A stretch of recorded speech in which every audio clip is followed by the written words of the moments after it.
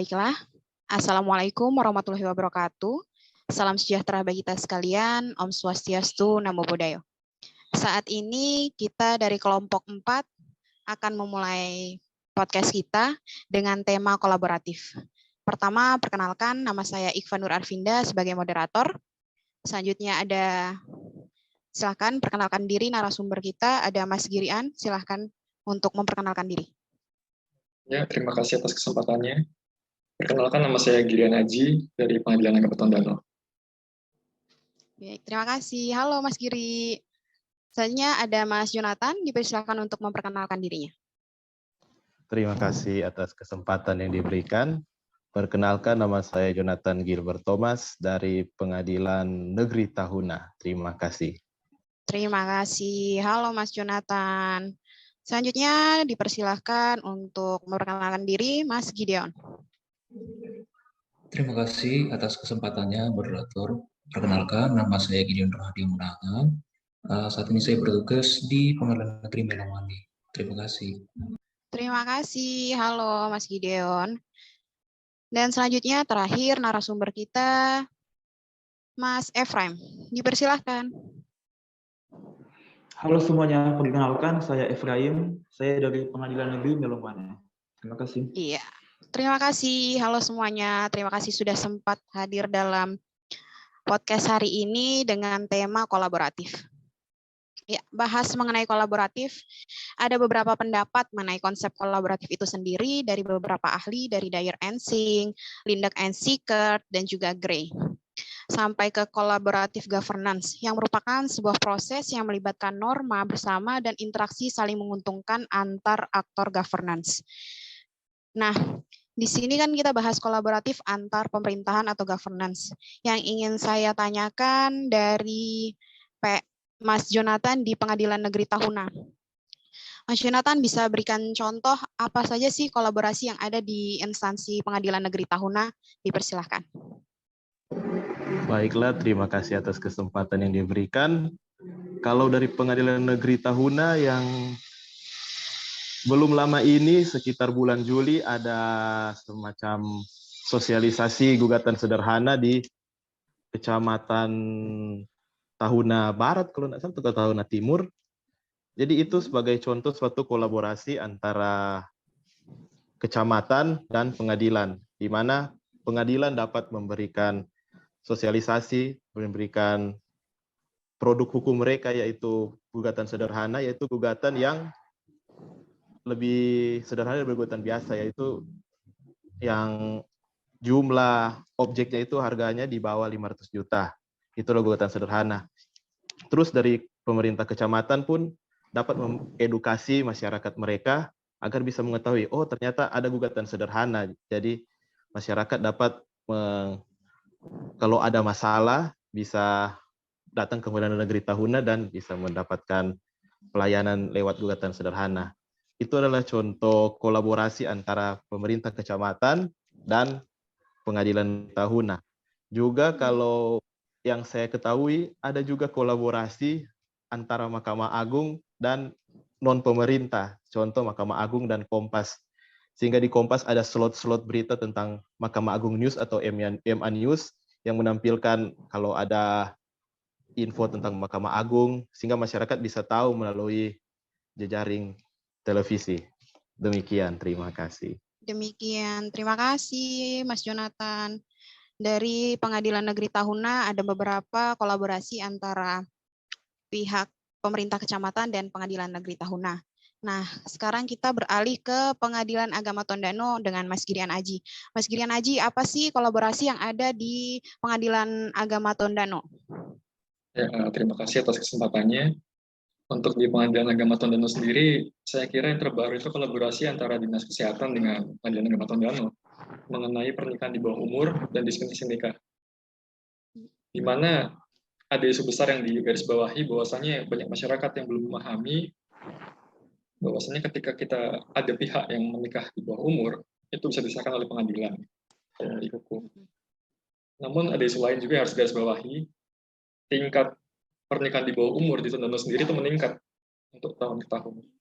Sehingga akhirnya berkaitan dengan adanya isu-isu ini, Dinas Kesehatan dengan Pengadilan Agama Tondano mengadakan kerjasama untuk melakukan sosialisasi ke SMA-SMA, SMP-SMP di sekitar Tondano, di mana dari pihak Dinas Kesehatan sendiri akan melakukan edukasi secara pendidikan dan kesehatan untuk mengurangi tingkat pernikahan di bawah umur.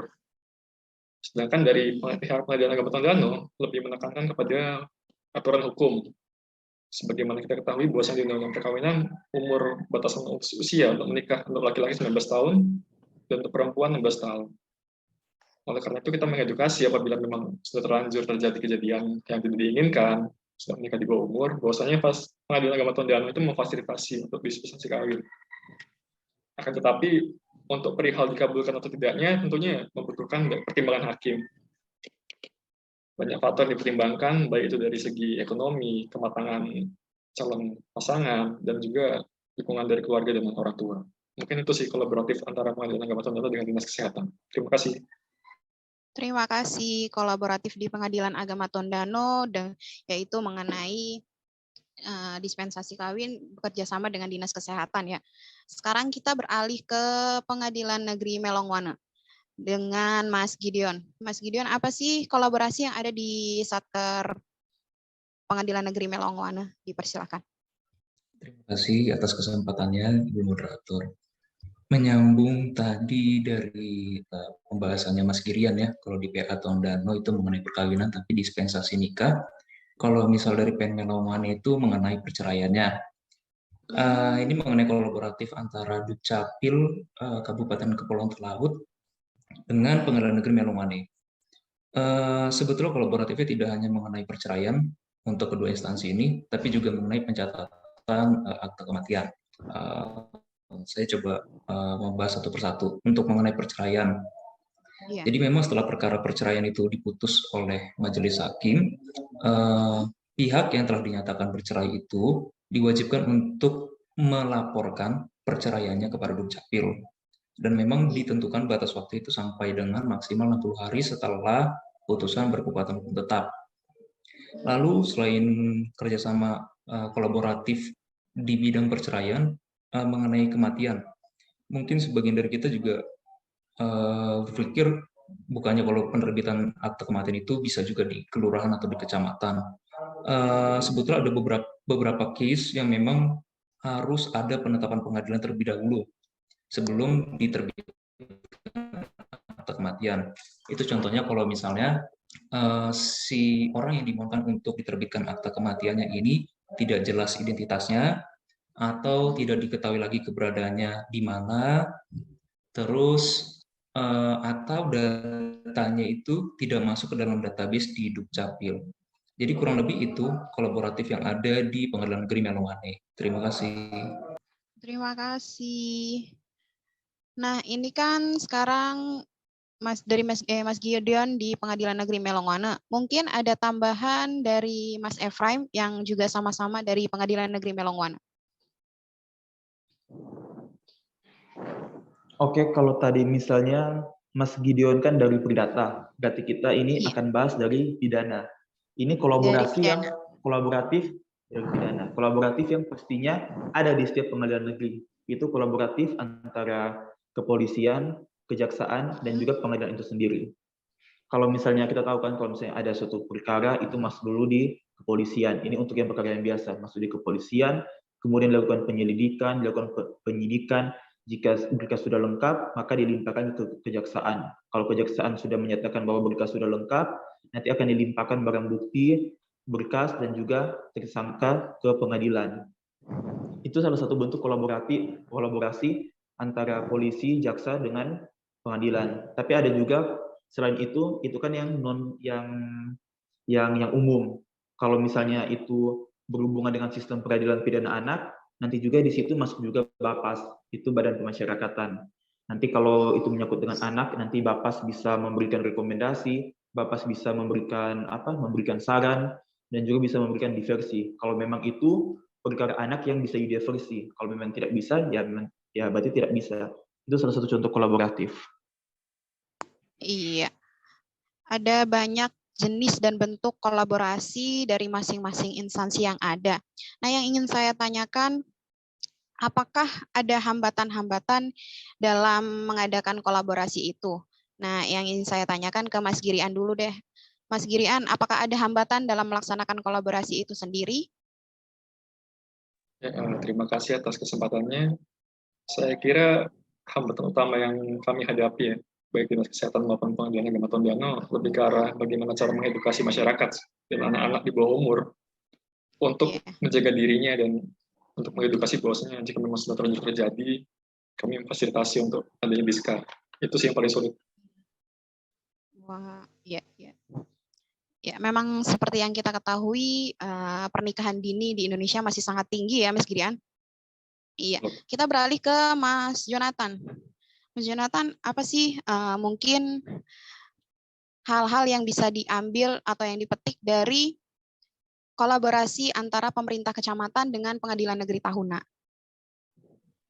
Baik, dengan adanya kolaborasi itu mungkin masyarakat yang ada di kecamatan tersebut bisa lebih aware, lebih paham tentang oh ternyata ada gugatan sederhana ya. Jadi tidak perlu kalau rupa kayak ada masalah yang mungkin dia harganya lebih kecil bisa diajukan lewat gugatan sederhana karena prosesnya itu lebih cepat kan. Kan mungkin masyarakat bingung, wah kalau ada masalah kayak utang piutang yang biayanya di bawah 500 juta itu gimana menyelesaikannya? Dengan adanya sosialisasi tentang gugatan sederhana, masyarakat tahu oh ternyata bisa diajukan di Pengadilan Negeri Tahuna gitu. Terima kasih. Iya, terima kasih Mas Jonathan. Kalau dari Mas Gideon dan Mas Efraim dari PN Melong, kalau menurut kalian untuk kedepannya apakah akan ada lagi kolaborasi antara PN Melong dengan instansi lain? Mas Gideon. Oke, terima kasih atas kesempatannya. Tentu pasti kita akan ada tambahan kolaborasi dengan instansi lain ya. Apalagi kebutuhan publik dan pelayanan yang prima itu pasti terus mengalami perubahan dan pasti tuntutan dari masyarakat itu menginginkan agar pelayanan publik itu bisa cepat, sederhana, dan murah. Mungkin instansinya tidak akan jauh berbeda, cuma bentuk kerjasamanya mungkin ke depan akan bisa mengalami perubahan. Mungkin itu sih kalau dari saya pribadi. Iya, terima kasih. Kalau Mas Efraim gimana Mas? Pastinya akan ada kolaborasi yang lebih ke depan akan lebih lagi karena kita ini kan sebenarnya kan sudah di era teknologi. Tadi juga kita sempat ada sosialisasi yang namanya e-berpadu. Jadi itu berkas pidana terpadu yang kalau misalnya masuk itu nanti sudah tidak ada fisik, nanti yang masuk di kita itu cuma soft copy-nya saja, hanya lewat internet, hanya lewat web. Itu tidak menutup kemungkinan akan diperluas lagi. Jadi yang masuk situ bukan hanya kepolisian, bukan hanya kejaksaan, tapi juga bisa juga dari BNN. Kan kalau kita tahu kan BNN juga kan bisa menjadi penyidik juga kan, BNN, PPNS. Mungkin untuk kedepannya kita akan berkolaborasi dengan instansi tersebut. Iya, terima kasih atas jawaban-jawabannya. Jadi yang seperti kita ketahui banyak sekali kolaborasi-kolaborasi yang ada baik dari segi perdata, pidana, atau dengan pemerintah maupun non-pemerintah. Dan memang di sebuah organisasi pemerintah yang saling tergantung, kolaborasi menjadi kunci pemikiran kreatif. Demikianlah podcast kita mengenai kolaboratif. Semoga segala kolaborasi yang ada bisa menjadi salah satu kemajuan untuk instansi kita, baik pengadilan agama maupun pengadilan negeri. Demikianlah podcast kita. Terima kasih para narasumber yang telah hadir. Terima kasih. Semoga kita bisa bertemu di lain kesempatan. Demikianlah. Wassalamualaikum warahmatullahi wabarakatuh.